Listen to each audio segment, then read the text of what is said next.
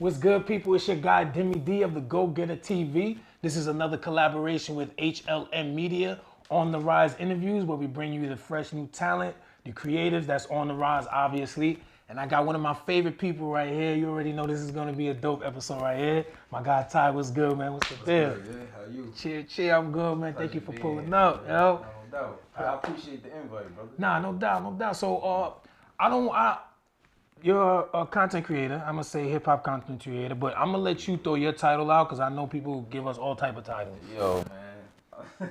You know what's wild is that I hated that word content creator for a while. No, I hated it. I hated it, but everybody in my camp kind of made me appreciate it a little bit more. So what I do is I run a media company called Hip Hop Gems LLC, and under that I have a show where I interview a lot of up-and-coming talent, underground rappers called Hip Hop Gems TV.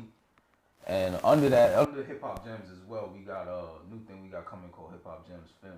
So basically, entrepreneur right here, man. Okay, yeah, we're gonna get into that too, because that's perfect. That's one of the things I wanted to ask you about. So we kind of similar, you know what I mean? If anyone hasn't seen me, I was on your show, you know what I mean? So we kind of do similar things. But beyond the media, what makes it even more dope is we have a lot of other similarities. So you're basically definitely a hip hop head, like a real one, not these fugazi guys that talk about Nas, Jay-Z, Andre 3000, Nas, Jay-Z, Andre 2000, Nas, Jay-Z, Andre 2000. You're not like that. Also from Queens in this bitch. Nah, Queens get the fucking money. listen, man. Queens get the money. I know I'm Brooklyn and Queens, but you know it's always a Queens thing. And I ain't asked you, damn, I cursed. yeah, listen, you see, we in here, man. We in here, and this is where hip hop live. Hood Life Media, that's what HLM stand for. And another real special thing is that your dad was also heavily involved in hip hop. That's another common thing we got. So it's good to see you in this game, and we're gonna divulge right into it.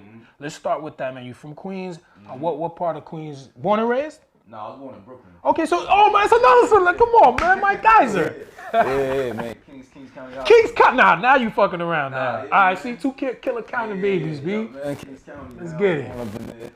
From Rosedale, Queens. Nah, now this guy's playing around now. Yeah, man. That's where my mom lived right now. Get out of here. I grew up in Rosedale. I went to Springfield. Get the fuck out of here. This guy's man. Listen, man. Where your mom staying? She's still in Rosedale right now. Yeah. Yeah. Stay away with my mom. That's motherfucker. crazy. Well, yeah. Yeah, man. Yeah, my folks are still out there. Okay. So I'm in Harlem now, but I'm in Queens. I'm in Queens all the time, man. Definitely. You know what I mean? Damn. Some of my early upbringings, as far as that go, I was back and forth. I had went to high school in LI and shit, so I was like back and forth between there. Okay. As far as that go, like getting into hip hop and things like that, my pops' music was always in the crib. So my pops and my moms, they had like tons of CDs, tapes, all types of shit. So I used to go in their room and just go through the tapes, go through the CDs. Of course. Ask him questions like, yo, because my pops used to go to a lot of park jams coming up. So I would just ask him questions like, yo, man, you know, tell me about when you was at this jam. Tell me about when you was at this jam. Yo, who was the DJ? Who was this and that? And all of that just opened up my curiosity. So from there, I wanted to know more. So now we used to get introduction to the internet. So now, like, I get, you know, my pops, he got the computer in the living room. So now the information highway is like... Is he still into it at this point too? Yeah, with the Pops, absolutely. Pops was coming home with albums. Still, he talking like CDs now. So he coming home with CDs, coming home with different artists. Nas was big in my crib. Nas, Kane, Hove, you know, the usuals. They were like real big in my crib. My mom was a big, she was a huge Big Pun fan. Okay, that's so okay. Yeah. So I had a big mixture of that, man. It was a big melting pot of just different MCs. You know what I mean? And I'm sure they was into other music as well, but it was a hip hop household. Absolutely, it's a hip hop household. That's dope. My mom's a big New Edition fan, so that was you not like New Edition. Yeah, that was in there too. Okay. You know what I mean? We had R&B Sundays going on. Yeah, because what I like to say is we grew up with hip hop, not off it. So there's back then there's nobody house really straight hip hop. Right. Right. That's a fact. That's a fact, bro. So for you though, what would you say was your first or one of the first artists or group that you felt an attachment to? Not like 3 or 4. Yeah. first artist I had an attachment to, I would say it had to be Guru from Gangstar. Okay, I don't hear that too often. Yeah, man. My pops had I got an early introduction to him in my teen years. I was probably like 13. Okay. And I remember he had the Owners album, and this is back when niggas was burning CDs. Yeah, and all yeah, that. good times. So what I had, I used to take the CDs. I used to take my pop CDs, and he had the Gangstar album, and I used to burn them.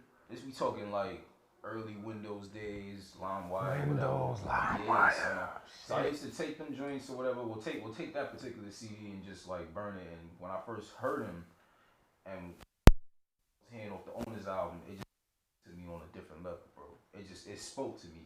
And me being 13 at the time, I'm just like, damn, this nigga's really, it's something different here. Yeah, Guru had his own swag. Mm-hmm. That's what's up. Mm-hmm. And that just kind of like opened up more doors, bro. So like, but and at this point, you already knew about the Nas's and the Big Kane, Daddy Kane's and all that shit. At that point, it was like that was like the kind of like the cherry on the sundae. Got you. You know what I'm saying? My pops had I could tell you a quick story. One fake, me and him was just recently talking about this actually. One fateful Sunday, I'm in the crib. Sundays in my crib used to just be, video games, music. Like that's how it was. Nice. So we wake up and he was like, yo man, I got this song, man, I think you gonna love. So he played the symphony for me. And I was floored, bro. I was like, yo, get the fuck out of here. Nice. Kane's verse, G-Rap's Kane's verse. I was put a quarter in you. Yeah, because you played it. So after that, iconic line. It was a wrap. It's over. That was the last hit. You were a full-fledged junkie after that? Full-fledged junkie after that. Because I was already kind of like tapped into like different elements. Like I wrote graffiti. Okay. So like I did different things like hip hop related. Got a couple of different pockets in there. Yep. Mm-hmm. I mean, so that's a good feeling right there when you could have that type of connection with your pops, especially with something that has that type. Because I know you could do sports, you could do other things, cars, but I don't know, man. Being able to talk hip hop with your pops, and he really talking and not just like, oh yeah, I like Jay-Z. Like he's not just giving you the basic shit. So that's dope. And another thing, you also actually got to interview him. And I had my pops on my vinyl show because he was a DJ, so that's another thing we just, we just knocking it out the park, B. Queens in the building. Queens is here, man. So I want to get to the platform though, Hip Hop Gems TV. Yes, sir. Did you put a lot of thought into the name? Because I didn't really put a lot of thought into the name of my shit. It was just something that I was ready to go get her, so I just attached it to it. Was it something simple like that for you too? Nah, bro, I had put some thought into that. Okay. Yeah, I had put some thought. Actually, I'll give you a quick backstory. So I was like kind of toying around with the idea of like trying to start something probably like 2020. And I didn't know exactly like what I wanted to call it. I knew I didn't want like a podcast based kind of thing. Right. Me and you spoke about Yeah, that's just like trying to be a rapper right now. Right. So I know I didn't want that to be like the cornerstone of it. I wanted the experience to feel like a TV show.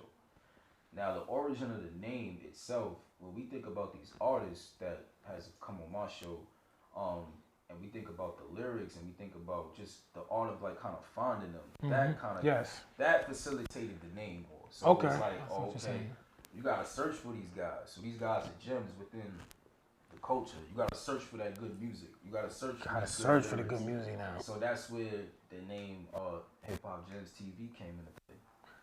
And I see you recently changed the logo, B. I love the logo. What was the reason for the change though? First of all, shout out to my guy Grand Eye, man. He made the logo for me. I think he just changed his name to Grant Bloom actually. So if it's wrong, my apologies, brother. But I had him on my show, and we kind of had like a long talk prior to our interview. We just was building, and then after the interview, we kept talking, and he was like, yo, bro, I really want to, if you don't mind, he was like, yo, I want to change the logo for you. And I'm like, oh, dope, you know what I'm saying? Cool. And he kind of asked me like, yo, what's my inspiration behind the name HHG? So I wrote him like a long paragraph, like, yo, what the meaning behind the name, kind of like what I just told you. Right. And man, he made a masterpiece, bro. Salute them. I shout him out one more time. Shout out Grand Bloom. Shout you out, man. Appreciate you, man, for that too. Okay, so what made you want to make it a guest-based show as opposed to you reporting on it? Or like, I guess they call. I'm confused. I don't know if a blogger is still a term. I see people still throw it around, but as opposed to you just being someone who wanted to just cover the music and talk about the artists and maybe write articles, what made you want to make it a guest-based show? The story's gotta be told, bro. Like for me, it was like I needed to be able to have the proper build. Shout out to all my ed like Sunez, man. Like he calls it that, like yo, the proper build. So being able to have the proper build with the artist was important to me. Like if I, I could write a review, I could write a story, I could do video reviews. Actually, quick sidebar.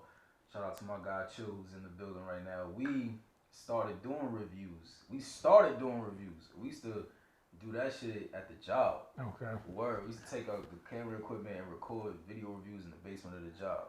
And what happened from there, man, I kind of just felt like it wasn't enough. So I was like, yo, there's stories I gotta be told, man. And I wanted to be able to link with different artists and get to know them on a music level and then kind of also on a personal level.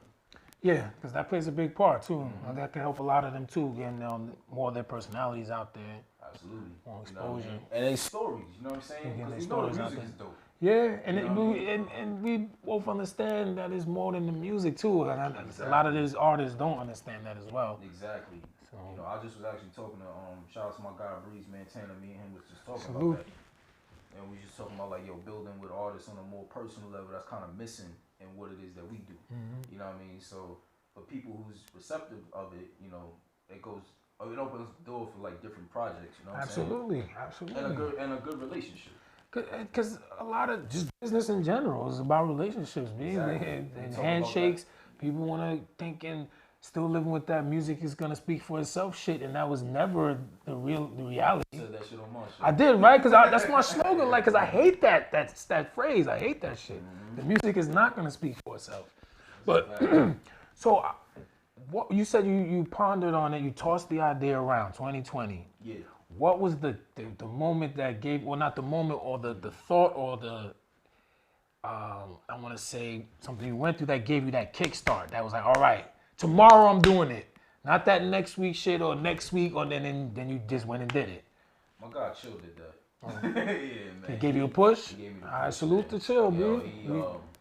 This was, to be honest, my wife, she played a big part, but Chill definitely. That's a great thing. He put the battery in my back and was like, yo, bro, we need to do this shit tomorrow. So what I did was, if you mind me telling this quick story. Nah, this is your time, my guy. We in here. So what I did was, we went to the Rome Streets in a Flea Lord concert. Oh, that's a good one. The Christmas concert, the day after Christmas concert. That roster was crazy. That lineup was crazy. I could imagine that. Rome, Flea, Riggs. Damn, who else was on there? Who else did we see? Rome, Flea, Riggs, I think it was just them three, but it was so many people in the spot, bro. So what I did was I used that. Oh, Nems was there. Okay. So what I did was we kind of just used that as like the entry point. So it was like that's a nice start. Yeah. So I'm like, yo, all right. Well, if niggas could say, yo, you watching Hip Hop Gems TV, it could just open up so many different doors. So we did it that night. I got a chance to link with put face to different people, actually put face between the with the music, you know what I'm saying? Because I was already listening to the music. I just, I never got a chance to meet these people formally. Right, that's a different thing. Right, so what I did was, I got there, I let that kind of like be like the segue point to just open up the doors to get this shit on the road. You know what I mean? And how did it feel? Starting, because this is not. I'm guessing this is not something you were doing before, right? Interviewing people. What was your mind frame going into? Were you nervous? You weren't nervous? Yeah, I was nervous. But it's crazy. The background I have. I got a little bit of a background in like public speaking and doing kind of different speaking engagements. Got a good speaking voice. Appreciate you, bro. So like I've done different things where I had to like speak in front of crowds and different things like that. I was kind of nervous because I didn't know how rappers would be. Yeah, I mean, that's preparation. Right. Yeah. So, it was definitely kind of nerve-wracking, but, I held that shit down. Nah, of course, especially like you say, you had those things that kind of, it's not the same thing, but it's in the same lane. And